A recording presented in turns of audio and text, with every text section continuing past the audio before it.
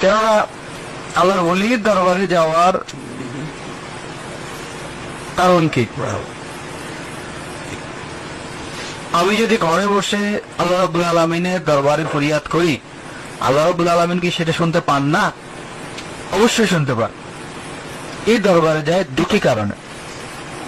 একটি কারণ হচ্ছে যেহেতু ওটা আল্লাহর ওলির দরবার, আল্লাহ রাব্বুল আলামিনের একজন প্রিয় বান্দার দরবার, আল্লাহ রাব্বুল আলামিনের একজন প্রিয় বন্ধুর দরবার, আল্লাহ রাব্বুল আলামিনের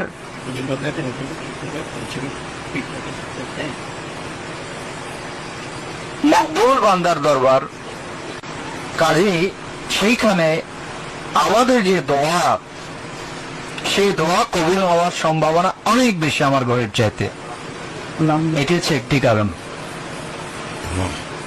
যে কারণে শাহেদ আলী চৌধুরী সাহেব বলেছেন যে থ্যালাসেমিয়া রোগী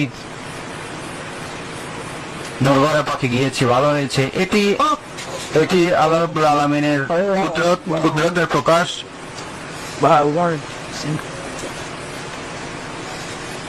এটিতে আশ্চর্য হওয়ার বা আমাদের গৌরব করার কিছু নেই। এটা আল্লাহ রাব্বুল আলামিনের কুদরতের প্রকাশ এবং আল্লাহ